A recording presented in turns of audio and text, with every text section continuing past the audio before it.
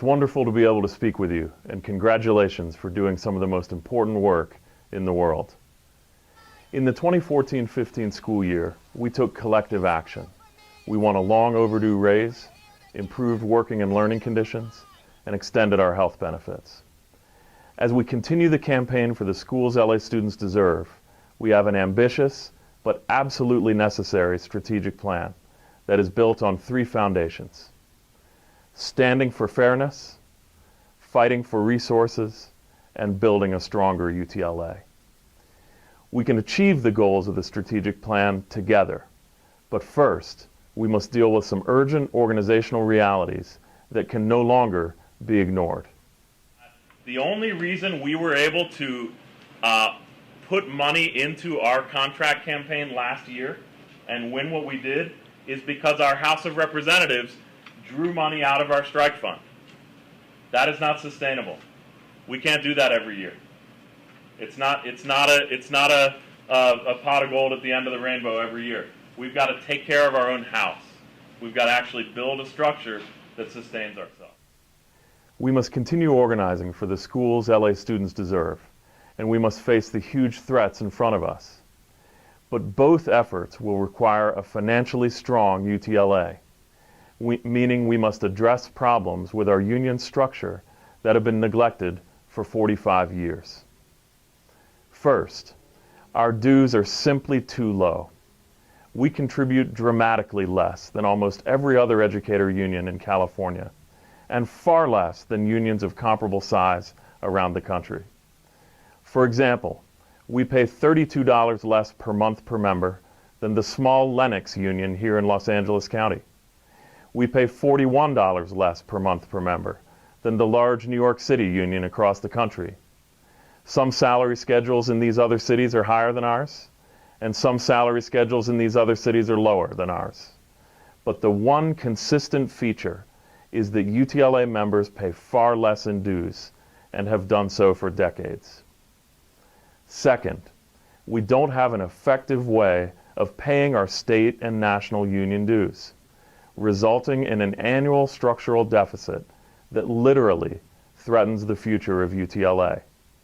Our state and national unions, the California Federation of Teachers and American Federation of Teachers, and the California Teachers Association and National Education Association, they do critical legal and political work at the state and national levels to push back against the concerted attacks on public education and educator unions.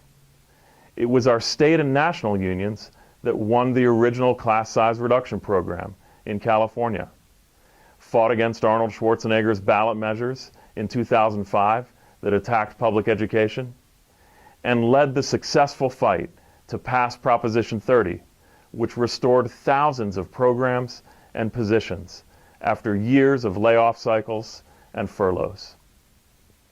It is our state and national unions that continue fighting to protect our due process rights and defined benefit pensions, and have provided significant temporary funding for our ongoing work here in Los Angeles. However, sometimes they must raise their dues. These are modest increases in line with inflation that are approved by elected bodies that include UTLA representatives.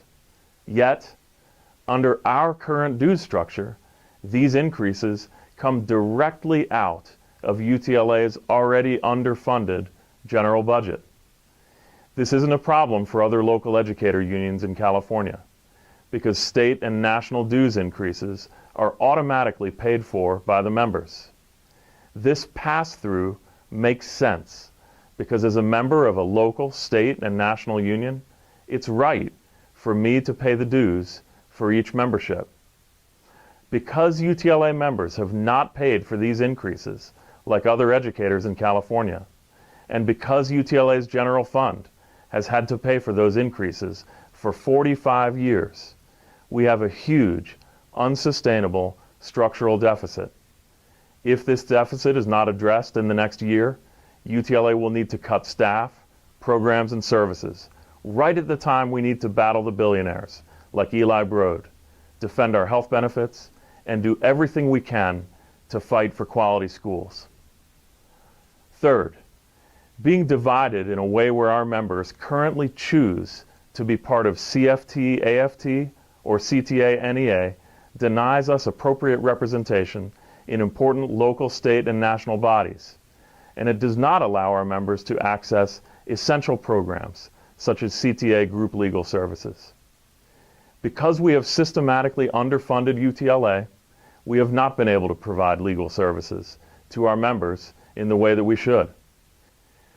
We have not been able to provide adequate legal assistance to educators sent to teacher jail, to educators who have credentials unjustly threatened, or to educators facing other professional and personal legal challenges.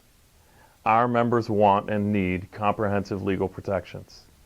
To gain these benefits, we need a joint membership structure where all of our members are in each state and national union.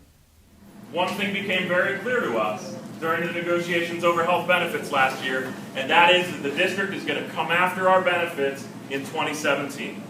All you have to do is look at the presidential debates nationally or read a newspaper from any city in the United States, and you know that public sector workers and teachers, their pensions, our pensions are being attacked, our health care is being attacked, and it's going to happen in 2017 here. Frankly, no matter who the superintendent is.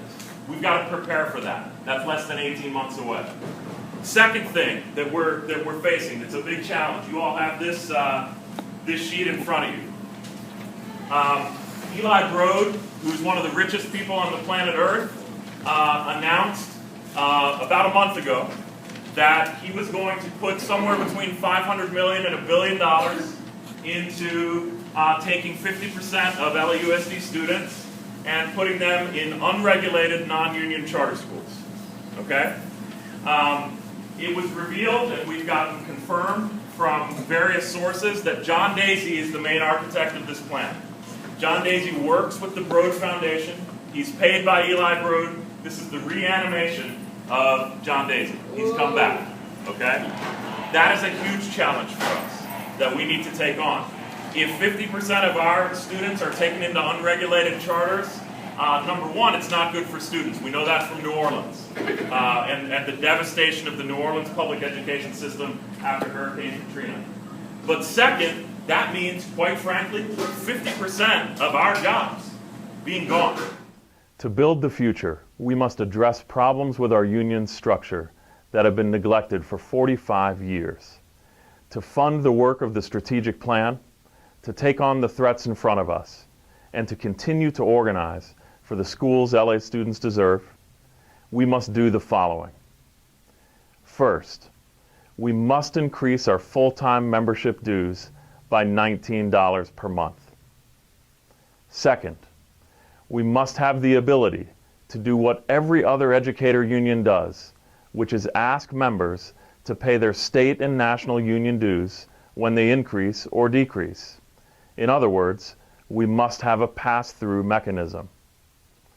Third, we must have all of our members at one dues rate be joint members of both CFT, AFT, and CTA, NEA. This will give us greater influence at the LA County Federation of Labor, where endorsements for school board occur. This will give us greater influence within CFT, AFT, and CTA, NEA at the state and national levels. And this will allow our members to access CTA group legal services, which is a comprehensive legal program that offers an expanded array of lawyers, more time with lawyers, and more money to support legal proceedings if and when members need it.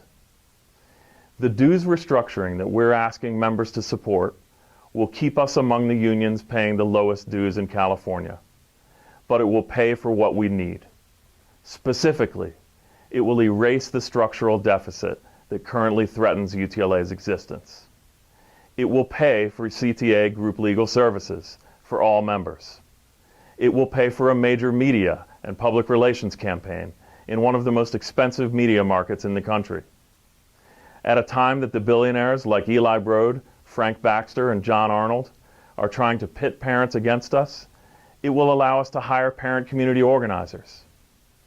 It will allow us to hire more staff to help address school site issues.